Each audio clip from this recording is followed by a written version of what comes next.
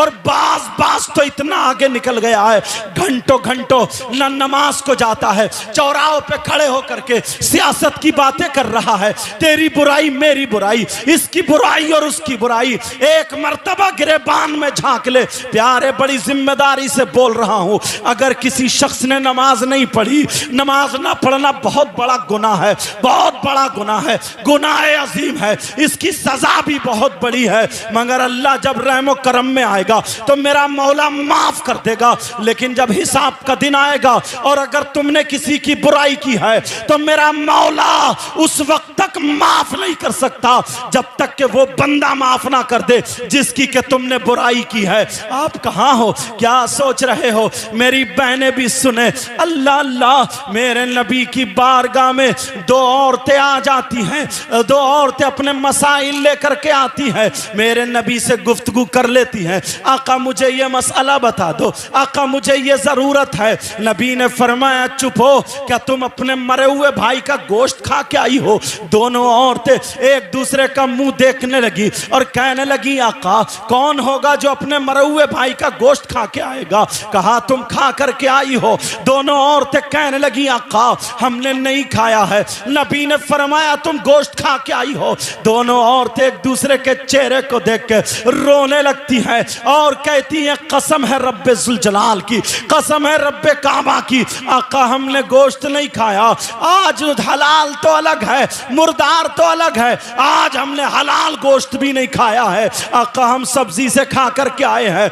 नबी ने फरमाया अरे तुम गोश्त खा के आई हो, चलो उधर जाओ और अपने हल्क में उंगली डालो। उन दोनों ने उधर जा करके हल्क में जब उंगली डाली और जब कै की है तो गोश्त की बोटियां निकल रही थी, गोश्त के लोथड़े निकल रहे थे, गोश्त की टुकड़े निकल रहे थे। जब इतना देखा एक दूसरे को देख के चीखने लगी और रोने लगी, नबी के कदमों पे आ गई, कहने लगी आका हमें माफ कर दिया जाए, आका कसम है रब्बे जुल जलाल की हमने गोश्त नहीं खाया था, आका हमारा यकीन करो हमने गोश्त नहीं खाया।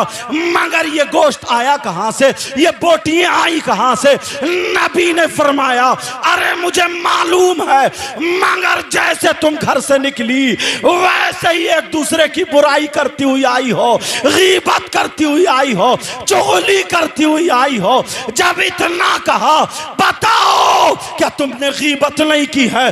दोनों कहने लगी हाँ खा हमने गीबत की है, हमने चुगली की है, हमने बुराई की है। तो नबी फरमाते हैं गीबत करना, चुगली करना, बुराई करना ऐसा है जैसे मरे हुए भाई का गोश्त खाना। अब बताओ आज के बाद क्या कोई गीबत करेगा? बोलो आज के बाद कोई चुगली करेगा, किसी की बुराई करेगा?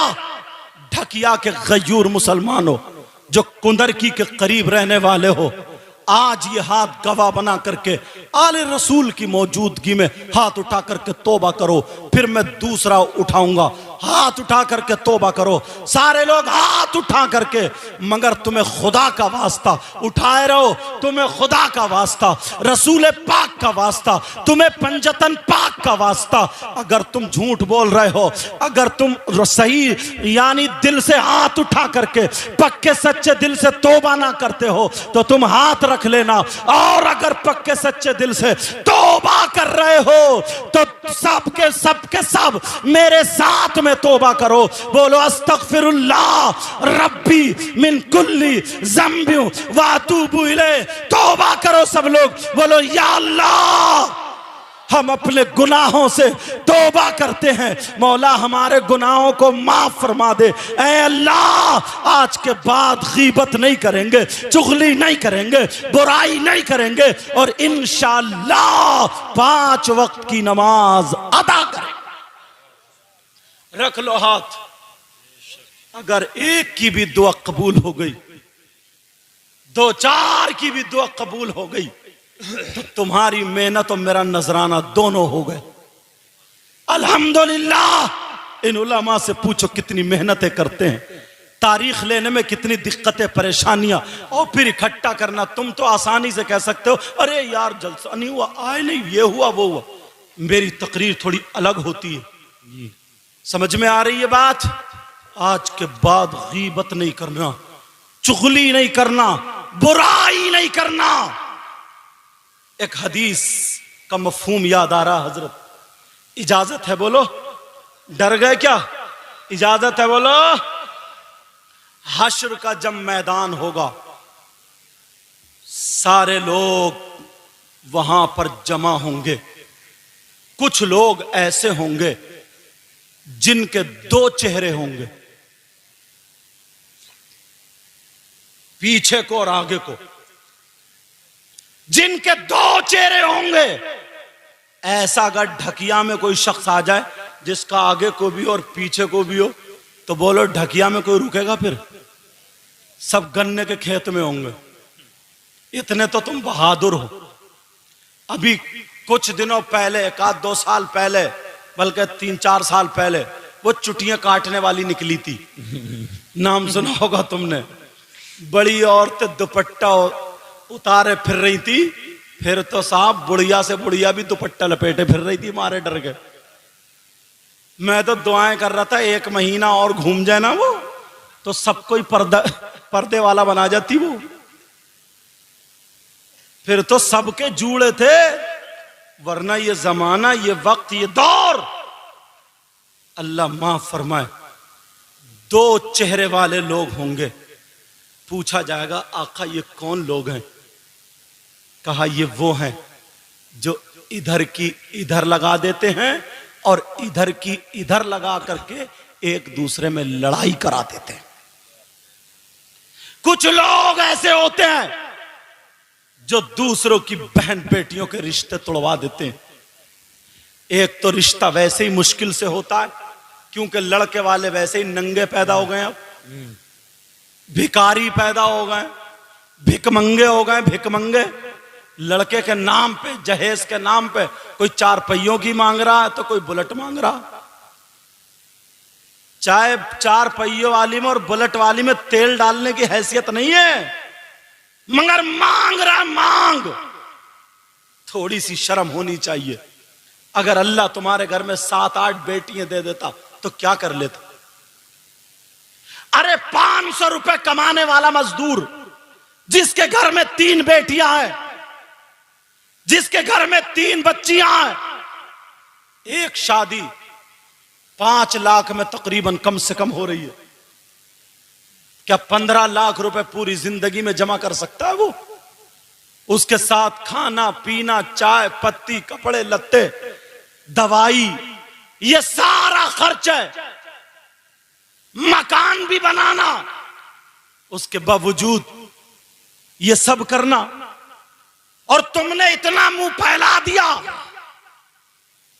कि साहब बुलेट मांग रहे, बुलेट। टांगे पड़ रही हैं टेढ़ी बेड़ी और मांग रहा बुलेट। चला जाने रहा इस कुबड़े से, कूला है इधर, कुब है इधर, बुलेट मांग रहा, बुलेट। जरा सोचने की बात है यार। तुम्हें यही बात अच्छी लगी? अच्छा, सोचने की बात है यार। टांगे पड़ रही हैं ऐसे जैसे टिड्डी की, और बोले बुलेट मिली है, बुलेट। अल्लाह के बंदे कुछ तो सोचो यार।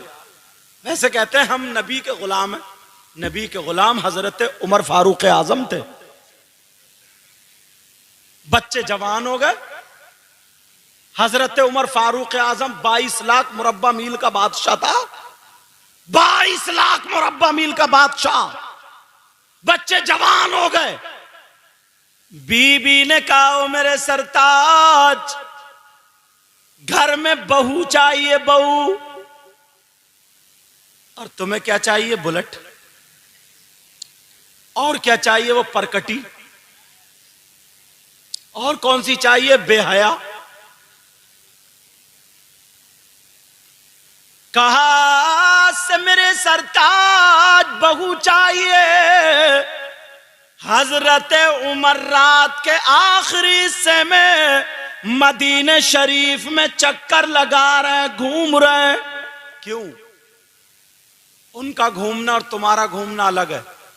तुम्हारा घूमना क्या, अगर किसी की बाहर मोटर लगी है वो खोल के भाग गया, किसी का नल था वो तोड़ गया, किसी के ट्रैक्टर की बैटरी खोल के चला गया, क्या यार, तौबा तौबा।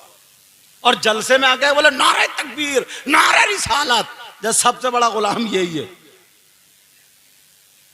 जरा सोचो, वो चक्कर इसलिए लगा रहे थे कोई भूखा तो नहीं है, क्या बात, कोई परेशान तो नहीं है, कोई मुसाफिर हाजतमंद कहीं चौराहे पर कहीं रोड पर परेशान तो नहीं घूम रहा है, इतना बड़ा बादशाह चक्कर लगा रहा है। क्या बात। एक घर से आवाज आ गई, एक घर से आवाज आई, औरत की आवाज, का बेटी, का जी मां, तुमने बकरियां दूली? का जी अम्मी दूली। अच्छा बेटा, ऐसा करो, दिन निकलने से पहले पहले जितना दूध है इतना ही पानी मिला दो, अगर कोई दूधिया हो तो वो भी सोच ले। 3 मरतबा पानी मिलाता है, 1 मरतबा सरकारी नल पे, 1 मरतबा तालाब में, फिर धान के खेत में। दूध भी कहां तक काम करे। आ गई मेंढक दूध में एक दिन, जब दिया तो गुड़प दे से कूदी, बोले ये क्या, बोले मैं क्या करूं, भैंस ये ऐसा दूध दे रही है। अच्छा, मेंढकियां दूध दे रही है। अल्लाह के बंदो, लुकमा सही खाओ। हजरत उमर का जमाना, बहू कैसी हो ये बताऊं। हजरत उमर का जमाना, वो मां बोली बेटी, का जी मां, का बेटी दूध में पानी मिला दे। कहा मां मैं ऐसा नहीं कर सकती, तवज्जो रखो, मैं ऐसा नहीं कर सकती। कहा क्यों? हजरत उमर ने मना फरमाया है, दूध में पानी मिला करके बेचना जायज नहीं है, इसलिए कि पैसे दूध के लिए जा रहे हैं, पानी के नहीं। कहा इसलिए। कहा बेटी एक बात बताओ, हजरत उमर देख थोड़ी रहे हैं, इतनी रात में कोई देख थोड़ी रहा है। मगर बेटी भी कैसी बेटी थी, बेटी ने जवाब दिया, कहा मां हजरत उमर नहीं देख रहे हैं, मगर मेरा मौला तो जानता है, परवरदिगार तो जानता है, अल्लाह को तो मालूम है, वो सब कुछ जानता है। तो फिर वो मां कहने लगी बेटी बता तेरी शादी कैसे होगी, बता तुझसे कौन रिश्ता करेगा, जब मेरे पास 4 पैसे नहीं होंगे कौन तेरा हाथ मांगने आएगा, अरे तेरी शादी रह जाएगी। तो उस लड़की ने जवाब दिया, कहा मां हराम के पैसों से, नाजायज पैसों से मैं शादी करने से बेहतर समझती हूं कि मैं जिंदगी भर कुंवारी रह जाऊं, बगैर शादी के रह जाऊं। हराम और नाजायज पैसों से मैं शादी नहीं कर सकती, जिंदगी भर मैं कुंवारी रह सकती हूं। जी हजरत उमर ने ढूंढ लिया, मिल गई बहू। क्या बात है, सुभान अल्लाह। मिल गई बहू। और तुम क्या ढूंढते हो? अम्मा जाती है बहू देखने, मुचरी यहां तक मुंह पे, इतनी बड़ी झुमकी है, जब तक नहीं मिलती ना तब तक रिश्ता पक्का करके नहीं आती। और जैसे ही झुमकियां मिल गई वैसे रिश्ता पक्का, चाहे कैसी भी हो। मगर सुनो, हजरत उमर अब घर गए, घर जाकर के बीबी से बोले सुनो तुम कह रही थी ना बहू चाहिए, कहां ढूंढ ली, मिल गई? कहा मिल गई कहां? कहा ऐसे ऐसे मैंने एक लड़की को सुना, वो लड़की जो अंधेरे में तन्हाई में गुनाह नहीं कर सकती तो वो किसी के सामने भी नहीं कर सकती, ऐसे ही घर की बहू होनी चाहिए। आज लोगों ने अपनी लड़कियों को पढ़ाना छोड़ दिया, क्यों? उन्हें पर्दे वाली चाहिए ही नहीं। कैसे हालात, कहां से लाओगे ऐसी बहू? यहां से लेकर के यहां तक, बुरा मानने की बात नहीं है, ये तो गांव है ना, गांव, मगर फिर भी 50 घर ऐसे होंगे जिनकी जवान बेटियों पे मोबाइल होगा। क्या होगा बोलो? जवान बेटियों पे मोबाइल। अल्लाह के बंदो थोड़ी सी अकल तो रखो, 3 रोटी खा रहे हो, 1.5 तो कम से कम बर्बाद कर रहे हो, तो 1.5 तो फिर भी काम में लाओ। क्यों दिया बेटी को मोबाइल? किससे बात करेगी, कहां बात करेगी? कौन है रिश्तेदार अलग से? तुम तो अब्बा हो ना, तुमसे पूछ रहा हूं मैं। कौन है इसका ऐसा रिश्तेदार जो जवान कुंवारी बेटी को मोबाइल दे दिया? कौन है इसका जो बात करने को दे दिया? तुम अब्बा हो के दुश्मन। बात करेगी किससे करेगी? व्हाट्सएप चलाएगी, कहां चलाएगी? फेसबुक चलाएगी, कहां चलाएगी? यूट्यूब चलाएगी, क्या देखेगी? मुझे बताओ, जवान बेटियों को मोबाइल क्यों दिया है? अरे ये किससे बात करने दिया है? आज जब पूरी बिगड़ जाती है, जब बातें होने लगती हैं, रात के 12-12 बजे तक मोबाइल पे चैटिंग कर रही है, लफंगे लड़के लगे पड़े मोबाइल पे। मैं तुमसे पूछना चाहता हूं, ये मां को पता है मेरी बेटी किससे बात कर रही है? और जब मां को पता नहीं है तो बता, तू मां बनी क्यों? 24 घंटे साथ रह रही है, तुझे क्यों पता नहीं चला तेरी बेटी किससे बात कर रही है? बाप को तो पता नहीं है, ये बेचारा काम पे चला गया, मगर ये मां के करतूत है सब।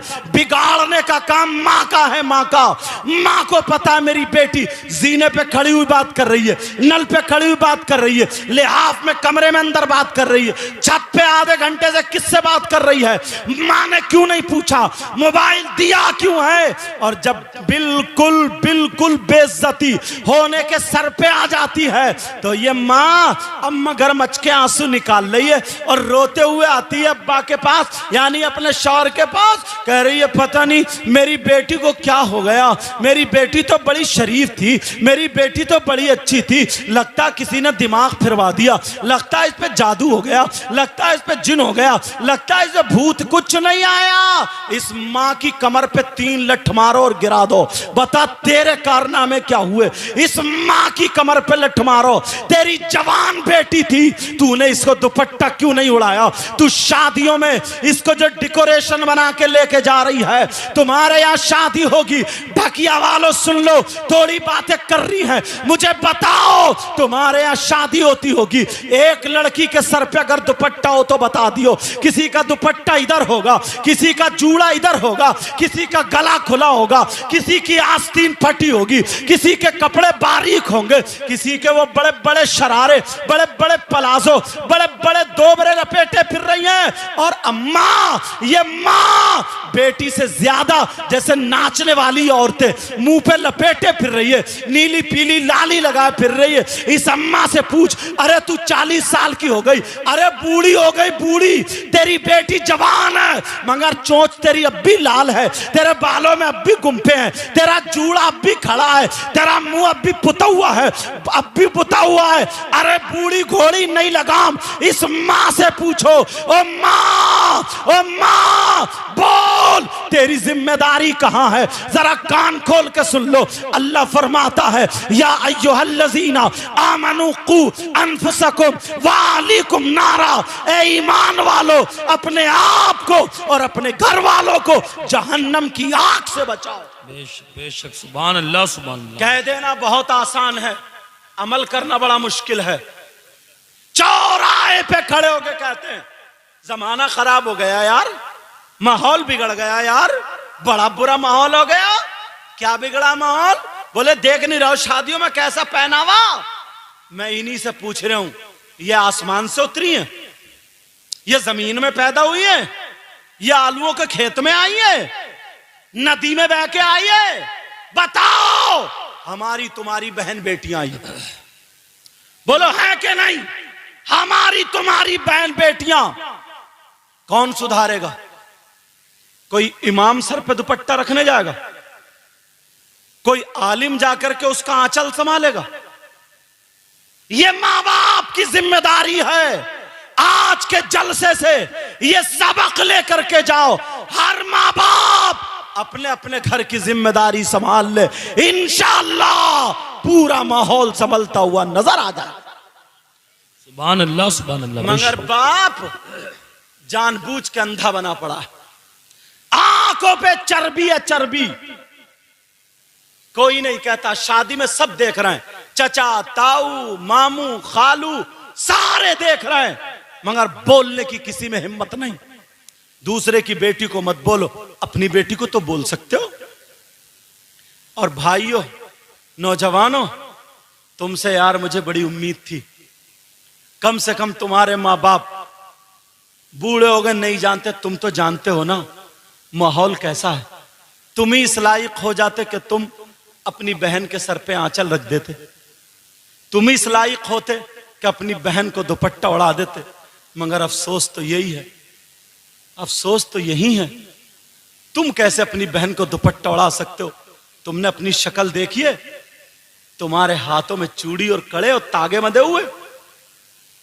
अरे चूड़ी और कड़े पहनने वाला ये भाई कौन से हाथ लाएगा जो अपनी बहन के सर पे दुपट्टा रखे? कानों में कुंडल पहनने वाला भाई अपनी बहन के सर पे कैसे दुपट्टा रखेगा बोल? नाक में नथुनिया पहनने वाला भाई, गले में चैन पहनने वाला भाई, तेरी मेरी बहन बेटियों को छत पे खड़े होकर तकने वाला भाई, मोबाइल से बातें करने वाला भाई, अरे बोल तेरे यहां शादी होती है, कोई प्रोग्राम होता है, ये बड़े बड़े डीजे रख के घोड़ों की तरह कूले मटकाने वाला भाई, नचकैया है नचकैया, ये नाचने वाला भाई कौन से हाथ लाएगा? कहां है तू? अपनी बहन के सर पे आंचल रख दे, कौन रखेगा? नचकैया भाई। अल्लाह, वो सैयदा जैनब थी यार, वो हुसैन की बहन थी जिनकी तबीयत खराब हो गई, उनके शौहर ने दवा ला के दी, तबीयत ठीक नहीं हुई। शौहर बोले चलो मैं तुम्हें हकीम के पास ले चलता हूं, तुम्हारा हाथ पकड़ के मर्ज देख लेंगे और जो दवा होगी वो तशखीस कर देगा, खा लोगी ठीक हो जाओगी। हुसैन की बहन बोली नहीं, मैं गैर मर्द के हाथ में हाथ नहीं दूंगी, मैं उसके सामने नहीं जा सकती। कहा तुम हाथ मत देना लेकिन पर्दे से चलो, तो मैं जा रहा हूं तुम्हारे साथ में, इस्लाम इतनी इजाजत देता है, तबीयत ठीक नहीं हो रही है। तो वो भाई की बहन थी जिसने ये कहा था कि इस्लाम तो इजाजत देता है मगर मजबूरी यह है मैं हुसैन की बहन हूं, मजबूरी है मैं हसन की बहन हूं, मजबूरी है कि मैं फातिमा की बेटी हूं, मजबूरी है मैं अली की बेटी हूं, मजबूरी है मैं नबी की नवासी हूं। आज तुम्हारी बहन क्यों नहीं कहती? तुम्हें देख के सर पे आंचल क्यों नहीं रखती? तुम नचकइये हो गए, नचकइये। अरे यहूद और नसारा ने तुम्हें छक्का बना दिया, छक्का। तुम नहीं जानते हो, शक्ल देखिए तुमने, अपनी सूरत देखिए, कंगे लगा रहे आप बालों में, कंगे बाल में कंगे लगा रहा है, बाल में जेल लगा के खड़े कर रहा सेई के कांटों की तरह, बाल लड़कियों जैसे, कानों में कुंडल, नाक में नथुनिया, गले में चैन, हाथ में तागे और वो चढ़े, पूरा जनखा बना पड़ा, पूरा छक्का। अब तू लड़की तो बन नहीं सकता, मर्द है, और मर्द रहा नहीं क्योंकि जेवर पहन लिए, बीच का हो गया, बीच का।